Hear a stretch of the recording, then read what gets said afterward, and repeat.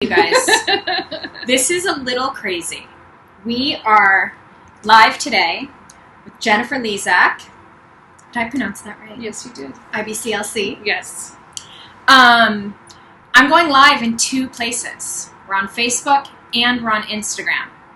And this month is World Breastfeeding Awareness Month. Is that the proper term? It's World Breastfeeding Week. Just ended at the beginning of the month, and then we have Black Breastfeeding Week coming up next week. Right, but I think the whole month is also like awareness. Exactly.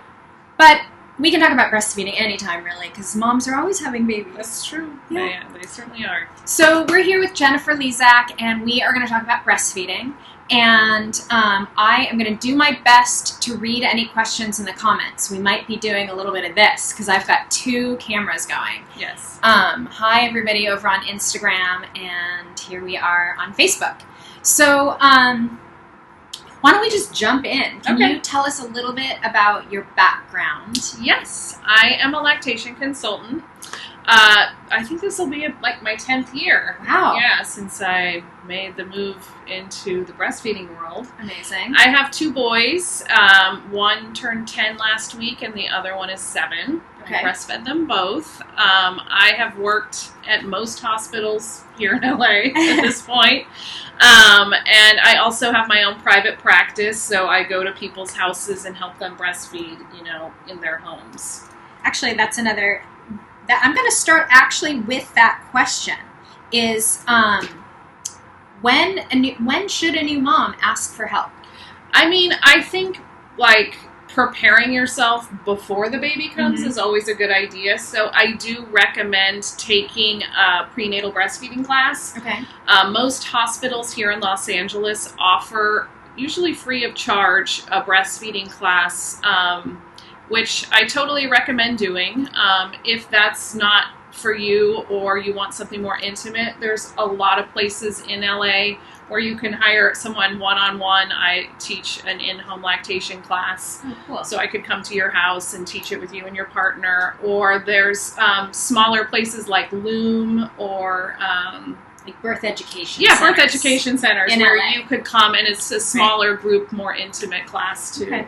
And if you're not in LA, maybe resources like La Leche League. Yeah, and even online. There's a lot of people that teach online too. But most hospitals these days will offer a very basic breastfeeding class, which I do recommend. And then just knowing your resources before you have the baby. Like, who does my hospital or insurance offer lactation support? Where can I find it quickly? Do they offer a breast pump? How do I order it? Can I order it pre-baby?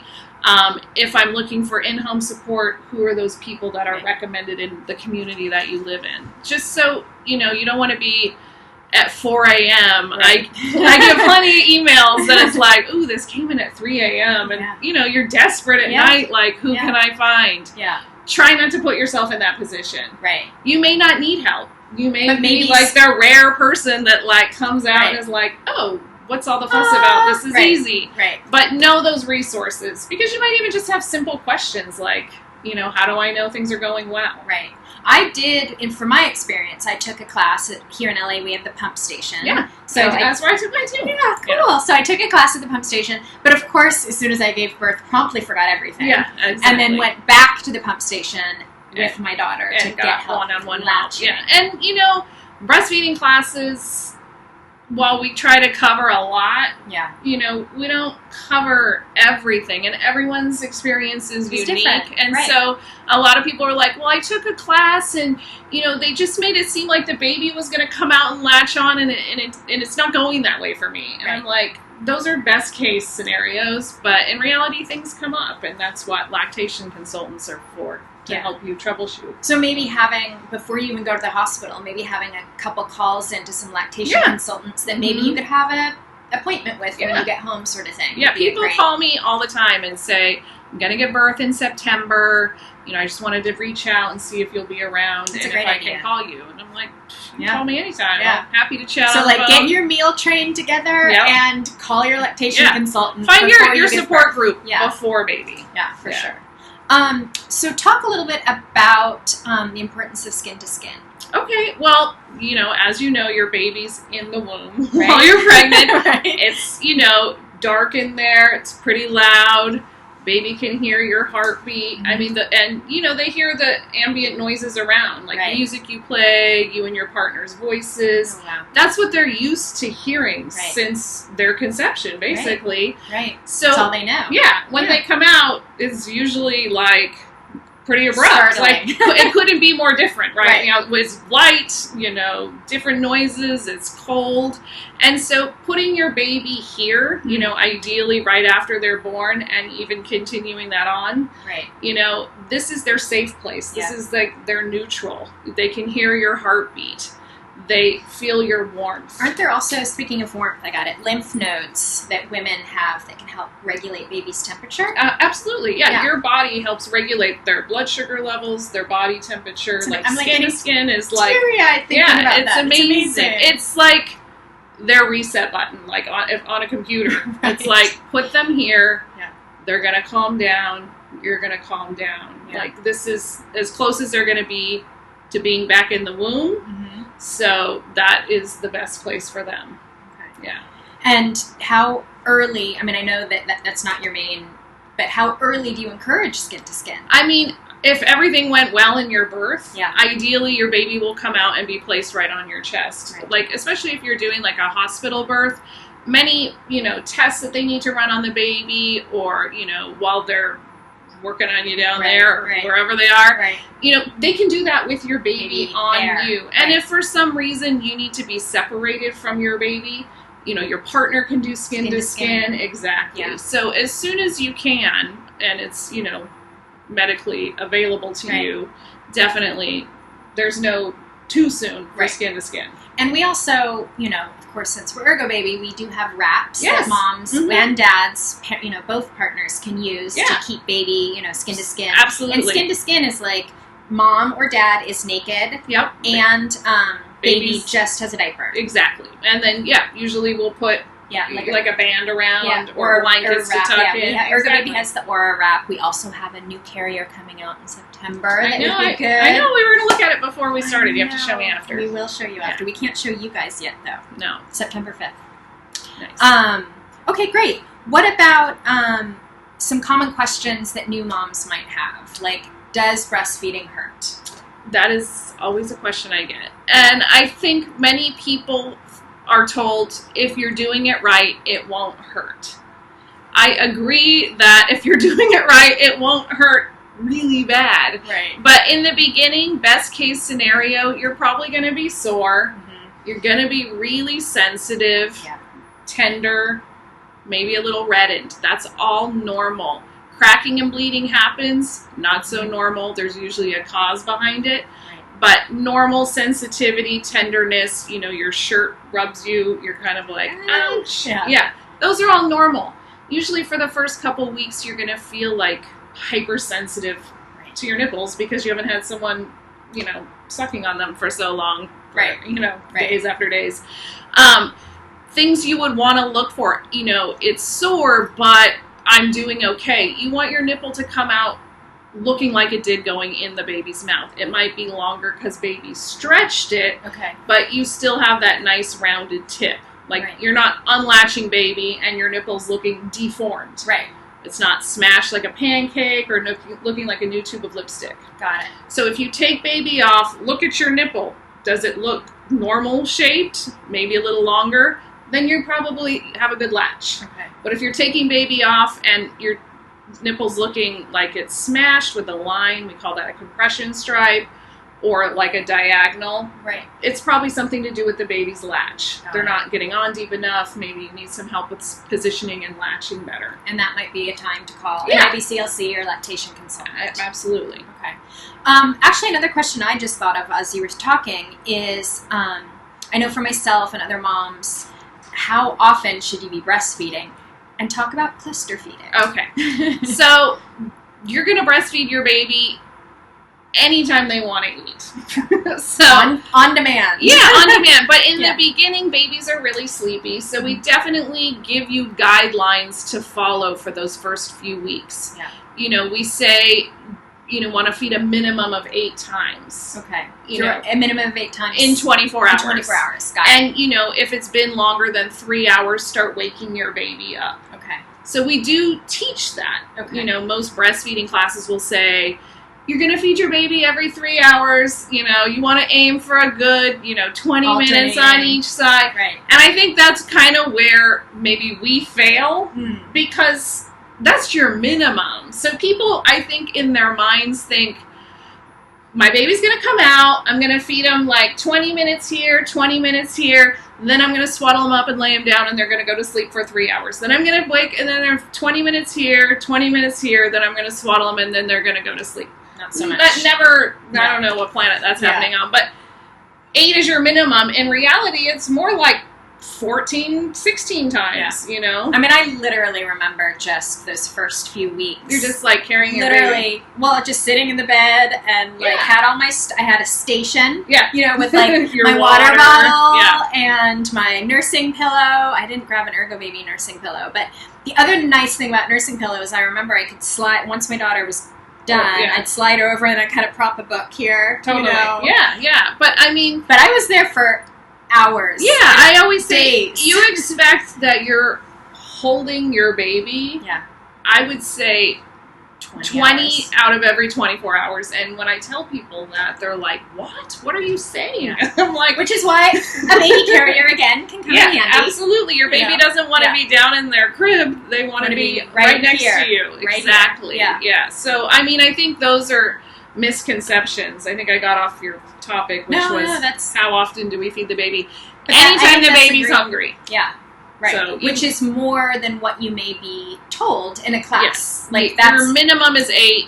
In reality, sky's the limit. So, we did, part of the question was cluster feeding. Yes. Oh, yeah. So most babies, especially in the beginning, they're going to take anywhere from like a 2 to 4 hour block of time in 24 hours. Right. And they're going to be kind of on and off, on and off, on and off. Right. In the beginning, that tends to be in the middle of the night. Yep. Because babies' days and nights are reversed. Yeah. No. Yeah. When you walk around during the day when you're pregnant, you rock your baby to sleep. Yeah. When you lay down at night, that's when you most likely feel them move around. Right. So they're more alert at night in the beginning. Right. And they will like take that chunk of time and just kind of be on and off, on and off. That's normal baby behavior. Right. Over time, that tends to shift, and you'll find that cluster feeding happens later in the day or early evening. It's your baby's way of winding down from their stressful life. Right. Basically. Which is, we just talked about this before we went live, which is a good time to, when you're on and off through the middle of the night, a good time to remember my mama mantra, which is, this too shall pass. Absolutely. This too shall pass. Your baby will eventually sleep through the night. Yes. Yeah. Yes. What about how can a mom know if their baby's getting enough?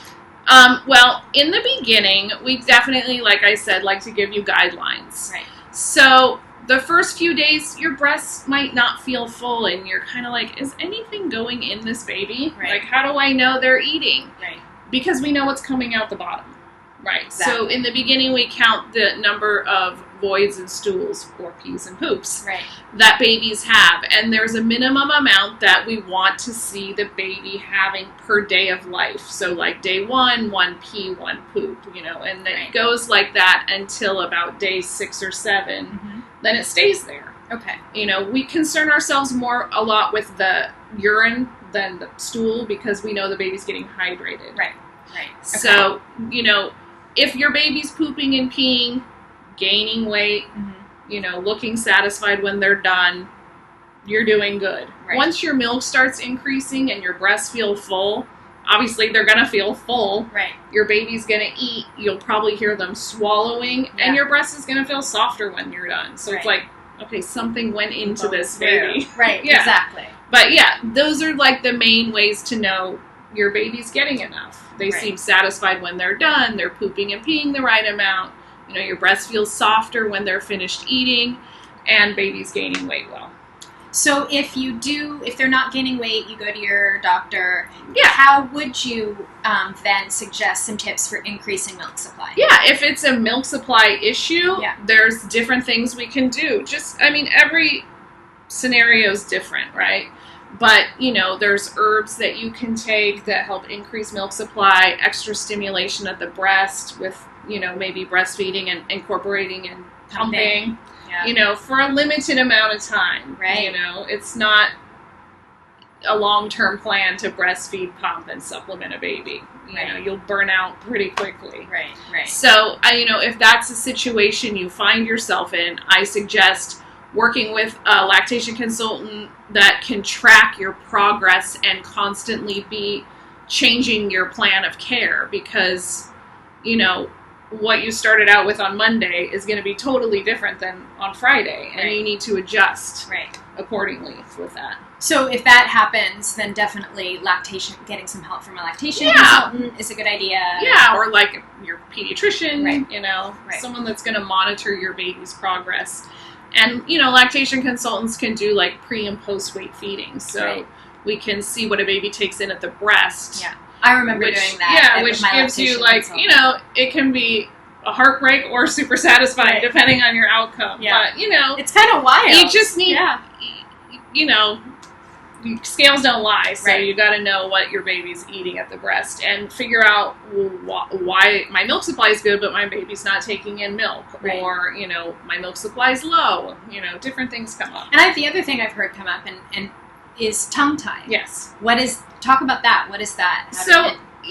It's the piece of skin under your tongue. Right. We all have them. They're called frenulums, and sometimes they're real close to the tip and they're short and tight, or there can be a posterior tongue tie. And essentially, a tongue tie can be a restriction of the tongue so the baby can not be as effective getting milk out. Got it. So either, and it can work a bunch of different ways. A tongue tie your baby could have one, but your anatomy works with the baby and everything's fine and you don't have to worry about it. Yeah. Or the baby has a tongue tie, but you're not in pain, but baby's not gaining well. Or baby's gaining well and, has a tongue tie, but you're in a lot of pain. I mean, it can go a lot of different ways. So, getting like an ENT or like a pediatric dentist, those would be someone that could diagnose a tongue tie and revise it if you choose to do that. Got it. What about kind of switching gears? How long? We talked a little bit about tracking pees and poops, and we talked about a couple apps. Yes. How long should a mom track? And are there apps out there that you do like, or you recommend? I have to say, I haven't looked in the app world for a long time, mostly because I don't really like them.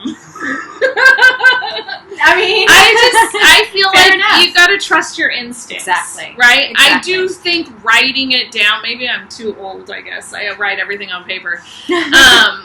Writing it down the first couple weeks. Your pediatrician is going to ask you, how many times did you feed the baby in the last 24 hours? How many pees and poops has the baby had in the last 24 hours? For at least the first 2 weeks. 2 weeks. Because every baby's going to lose weight when they're born. Right. That is normal. Right. They want you to be having it gained back around that 2-week mark. That's how we kind of say, how are things going? Got it. After that, once your baby's back to birth weight and your breastfeeding is going well, or however you choose to feed your baby is going well, you don't need to track that, Right. You just know because, like I said, your baby looks hungry, your breast felt full, they eat, they seem satisfied, they're pooping and peeing, and they're gaining weight. So, people get hyper-focused on apps and, like, well, he fed for 12 minutes here, and then 14 here, and then 25, and I'm like, okay, you kind of know what a good, I say anywhere from 12 to 25 minutes feels like, right? You know, it's like, or don't even think about it, just feed your baby until they're done. Right. I mean, I think that's something, parenting in general, especially moms, is, we've been having babies and feeding them for millions of years. Before smartphones. It's here, it's right here. I say this almost on every live, but I went to a parenting conference and Gabor Mate was there, and he was like, all our books are out here, you can buy them, we're all experts. But when a parent asks me for advice, I tell them to look in the mirror. Right. Exactly. It's all right here. Yeah. Yeah, I know. People experts can guide us and help us, and it's amazing, we have to have that help. But I do think that honing our intuition Right, and choosing also, how do I want to raise my baby? Right. A lot of times people come to me with questions that don't have anything to do with breastfeeding, but are parenting choices. And they want me to give them my opinion, like, or like, cry it out, or whatever. I'm just thinking of stuff.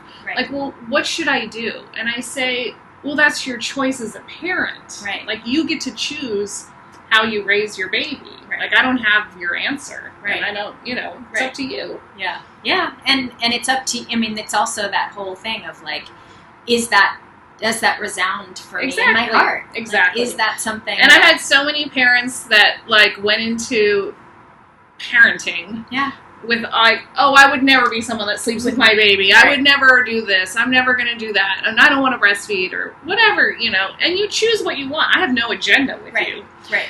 But then it changes. It changes. As soon as that baby, I know. It's like I had one idea, but then as soon as that baby was there, I was like, oh. Right. And they end up like co-sleeping for 10 years. Exactly. It's like, oh, okay, I thought you were never going to do that. Which brings me to my next question. Yeah. How long should you breastfeed? You should breastfeed as long as it's mutually desired between you and your baby. So whatever works for you. Yeah, or toddlers. Yeah, exactly. Yeah. The American Academy of Pediatrics recommends exclusive breastfeeding for 6 months up to a year, adding complementary foods in. The World Health Organization recommends up to 2 years. Obviously, you can go longer if it's mutually desired between the two of you. Right. Yeah. So that's another parenting choice question. Parenting choice. Yeah. Listen, people can come and don't want to breastfeed at all. I don't mind. I'm happy to help them suppress their milk, give them formula feeding guidelines, whatever works for you. Like, most lactation consultants don't have an agenda of this is the way you got to do it. Right. Yeah. All right. So how long should we breastfeed? I'm trying to think. Are there any other questions? Did any questions come through that I missed? I can't even see that. I know, it's really far away, you guys. All right. Are there any last minute or last thoughts, like first time mom questions that we didn't cover? First time mom. I feel like there's common questions. Does breastfeeding hurt? How do I know my baby's getting enough? Yeah, I think we covered a lot of them. My baby always wants to be held. Is that normal? Yes. Yeah. Yes. It's 100%. Your baby doesn't want to be left alone. They feel sad over there. Yeah. Absolutely. I always tell people, because they say, "Oh, am I going to spoil my baby?" Or people's, grandparents are like, "Oh, you're going to spoil the baby." Your baby's too little. You're not going to ruin them. Right. I feel the more you hold them in the beginning and tend to their needs, the more independent they become earlier, because they know, oh, I'm okay over here because if I need something, they're going to come get me. Right. Versus a baby that's left alone has to scream really loud to get someone to come over to it. And I think too, that's, it's not even about it's not even attachment parenting. It's biology. Exactly. Attachment. We are meant to attach to each other. Absolutely. And, I think someone said once too, like, well, you can't spoil a baby with love. No. You can't. No. You'll just make them more independent. Exactly. And, right. The more securely attached they are, the more secure and confident they feel to venture out in the world. Absolutely. So, yeah, I can put some links in about that as well, and I'll put links in to some more breastfeeding articles that you've written. And I did just see a question: is it common for babies to chomp down when nursing while teething? Ouch. I mean, it does happen. Absolutely. Yeah. You're kind of like their little teething ring. It does hurt. If your baby's doing that, I would take them off and say, no, you're hurting me. Yeah. And put them back on again. Right. You definitely shouldn't allow it to those boundaries. Exactly. In a kind, gentle way. Yeah, absolutely. Is there I just had a question along those same lines, but now I can't remember what it was. I'm surprised I can even read that. I know. Thanks for your question. Oh, and thanks for the compliment on our wall decor. Okay, so I think we've covered kind of all of the basics. Here we go. I have a 3-month-old. Okay, I have a 3-month-old who had no problem latching. We started bottle feeding. Oh, that's a question. So my partner can bond with feeding, and now my baby doesn't want to latch unless falling asleep. Okay, Is nursing a thing of the past? No, don't give up.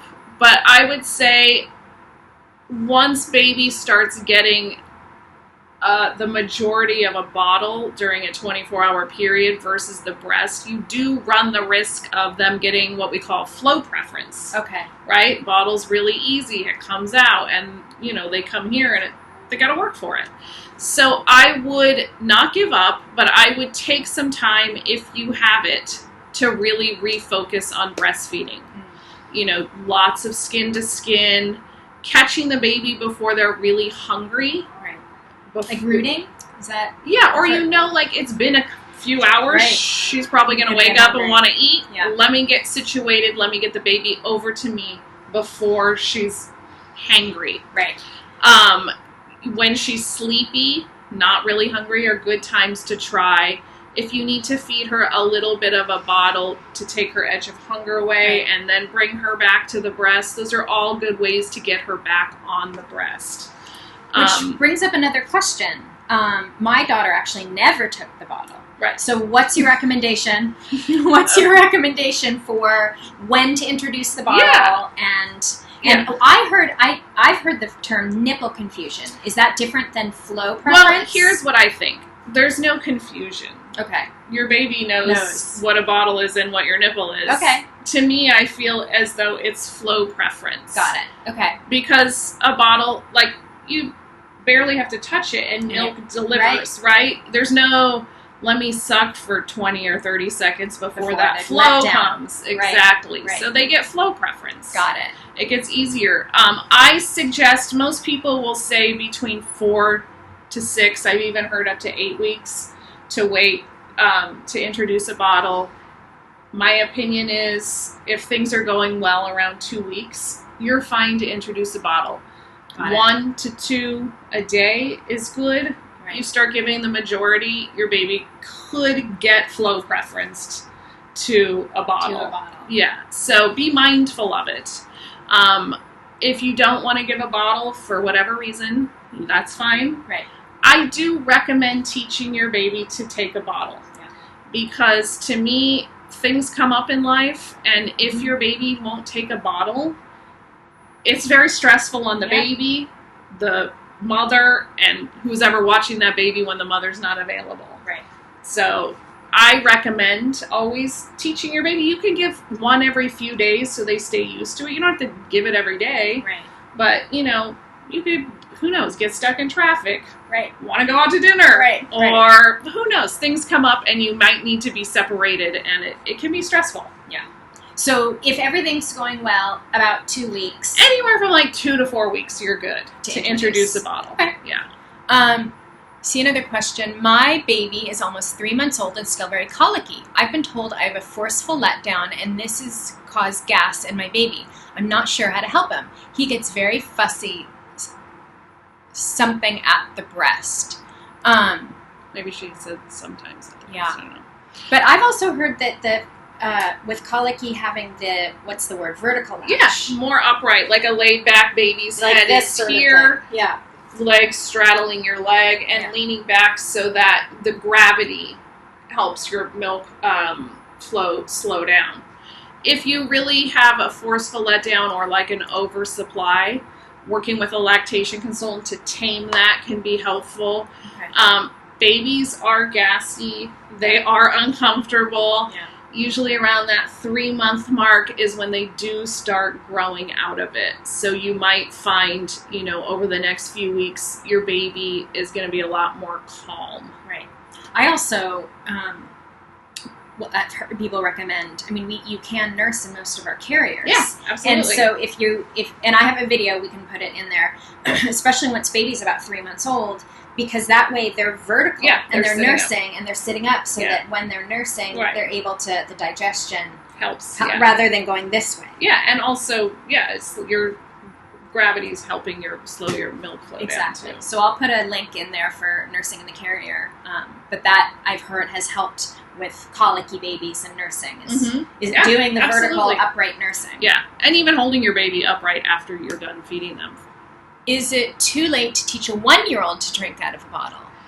I would say at 1 year old, I'd probably skip the bottle and either move to a cup. Sippy cup? Or a sip, either just a cup. Oh, right? Okay, like without a lid or anything. Okay. A sippy cup or a cup with a straw. Okay. Because you're just going to have to take the bottle away eventually Right. anyway, so you may as well move on to one of those things. They make sippy cups that are like slow flow, medium flow, fast flow, Got or it. trainer cups. I would move to that instead of a bottle. Let's see. I am there with my 16-month-old twins. Never made it with my other girl. Oh, great. 16 months. Nice. Yay. Practice nursing in the carrier. Yeah. I mean, I know I'm biased, but nursing in the carrier was life-changing for me. Like, and I did it before I worked for Ergobaby. So, side note. Just selling us. Yeah, exactly. I'm not. But it really was like being able to be out and about and like you just drop literally. drop a little, and I also recommend having those nursing tanks. Yes, I have larger breasts. Yeah. So I literally for a year wore the nursing tank. The ones that do this. Yes. Yeah. With a button-up shirt unbuttoned. Oh, and I made this dress into nursing friendly. I like cut it. Now it's like sexy dress. Right. Well, I re-stitched it a little bit, but that whole idea of like being able to nurse on the go was pretty amazing. And like I said, I have a video. I'll put a link below these videos for it. But that was definitely something that was helpful. Okay. Awesome. Well, great. Thanks, everyone, for your questions. Happy World Breastfeeding Month. I know. Happy World Breastfeeding Month. And get ready to celebrate Black Breastfeeding Week. Black Breastfeeding Week starts on the 25th. Is that right? I think so, yeah. I'll have to look on the calendar. We'll start posting about it soon. We've hit the biting stage. Oh. With one of my twins. With one of my twins. Tips? Yep, we went over that a little earlier. If your baby's biting, don't let them continue to bite you. Unlatch them and say, no, you're hurting me. Right. Please stop. Right. So just kind of establishing that boundary. Establish a boundary. And babies, even if they aren't verbal, hear the intuition and, like the intonation in your voice. Yeah. Of like, oh my God, you're so great, to you're hurting me. Yeah. Please don't. Please stop. Yeah. Are there any, if baby does bite, are there any nipple creams that you recommend, or? I mean, I don't endorse a lot of products, but I mean, any nipple cream that is available is going to be fine. Right. Yeah. Okay. Now, if Ergobaby made nipple cream, I'd say Ergobaby nipple cream. But I didn't mean any endorsement. I mean, like, is there like a type of any nipple butter, nipple cream, lanolin? It's going to be okay. It's going to help with that. Yeah, absolutely. But really, your breast milk is the best thing. Like nipple creams they're like chapstick, right? They're moisturizing. Right. But your nipple cream is healing. So if you put nipple milk, or your breast milk. Breast milk is healing. On your nipple, then put nipple cream or nipple butter on top. Great tip. Yeah. I mean, side note, breast milk is kind of great for everything. Sure is. Like everything. Like cuts, abrasions, breast milk. It's magic. I know. There's a lot of new studies coming out with it, like fighting off like cancer cells and bacteria and stuff. Amazing. So. We're amazing. We're amazing. That made me think of one other question. I remember I didn't get mastitis, but I did get clogged ducts a lot. Yes. And is it a myth? Is it true or false with the whole cabbage leaf thing? Cabbage leaves do work. Yeah, okay. Absolutely. But you have to be mindful because they can suppress your lactation. Got it. So you don't want to overuse them. But what are your tips for if people have an ducts? oversupply, cabbage leaves can help lower their milk supply. But if you have a plugged duct that won't go away, you can certainly use cabbage leaves over that area. Gentle massage while you're either breastfeeding or pumping is good.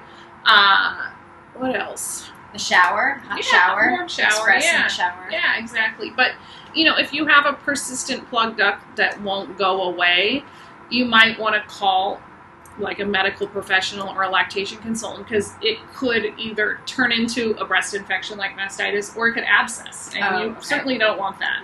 Right. So sometimes So if it's persistent, then call for help. Yeah, if it's not going away and getting worse, hot or red, get some help. Okay, absolutely. Great tips. Let's see. I think that was it for our questions. All right. Cool. Well, thank you so much for joining us. Thanks for having me. And thanks everyone for joining us in both spots. I know. And I'll put some links in the below with some more articles that you've written about breastfeeding tips and nursing in the carrier.